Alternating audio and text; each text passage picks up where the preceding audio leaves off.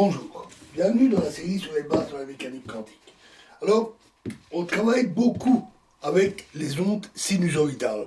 C'est un peu technique ce passage-ci, mais on va entrer trop dans les détails. Mais c'est important à savoir, celles-ci ont une forme très régulière. À peu près comme ceci, avec une longueur d'onde bien précise et une fréquence bien précise. Dans ce cas, la formule pour une onde est particulièrement simple, puisqu'elle prend alors la forme psi est égale à l'amplitude fois sinus de la phase qu'on avait vue. Sinus, sin, étant une fonction trigonométrique.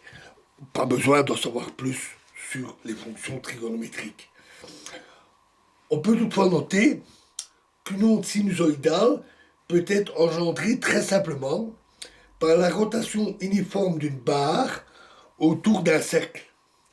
La hauteur de la barre représentant l'amplitude de l'onde au cours du temps. Donc on va avoir un cercle comme ceci. On a une barre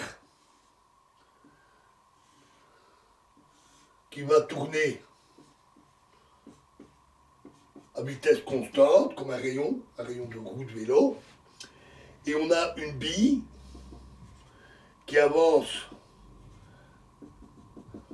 à vitesse uniforme et cela donne une fonction sinusoïdale comme ceci. La bille avançant en même temps que la barre tourne et alors la bille trace une fonction sinusoïdale. On montre qu'une onde périodique, la démonstration est même assez ancienne, une onde périodique quelconque peut se représenter comme la somme de plusieurs ondes sinusoïdales. Même éventuellement une infinité d'ondes sinusoïdales. Il suffit d'ajouter les amplitudes en chaque point. Ainsi, une fonction à peu près comme ceci est la somme de trois petites ondes sinusoïdales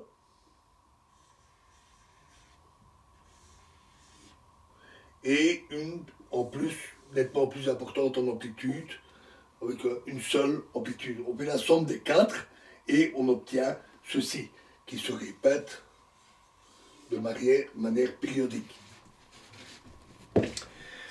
Cette décomposition est toujours possible et se traduit mathématiquement par la décomposition en série Fourier. Fourier étant le mathématicien qui a découvert cette propriété. La fonction psi de x va être alors égale à une somme. Une somme d'un certain nombre de termes se représente typiquement par la lettre grand sigma comme ceci, avec des AI fois des fonctions sinus avec des longueurs d'onde de plus en plus petites. Les AI sont appelés les coefficients de Fourier. On les calcule facilement à partir de psi de x et avec des intégrales. L'avantage de cette représentation est aussi de pouvoir se généraliser. On remplace alors la somme ici par une intégrale. En fait, une intégrale, c'est jamais qu'une somme d'une infinité continue pour toutes les longueurs d'onde possibles. Dans ce cas, on peut décomposer presque toutes les fonctions, même non périodiques, donc même qui ne se répètent pas.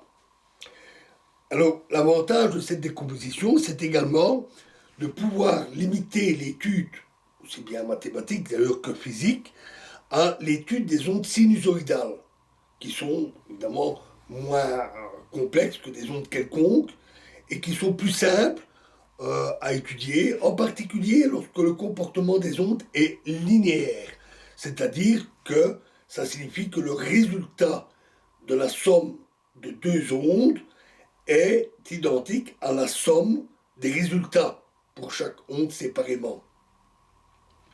Dans ce cas-là, l'étude avec les ondes sinusoïdales est beaucoup plus facile. Les ondes sinusoïdales sont très utilisées. Alors, pour une onde quelconque, disons par exemple une onde qui serait comme ceci, en diminuant par exemple en intensité, on obtient pour toutes les longueurs d'onde des amplitudes d'ondes sinusoïdales bien précises, et ça permet de dire que l'onde ici se décompose en une série de longueurs d'onde d'amplitude bien précises.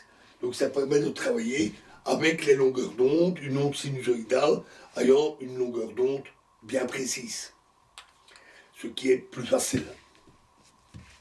Voilà pour ce petit passage technique. On va revenir à des choses un peu plus simples dans la prochaine vidéo où nous parlerons de la polarisation. Je vous remercie.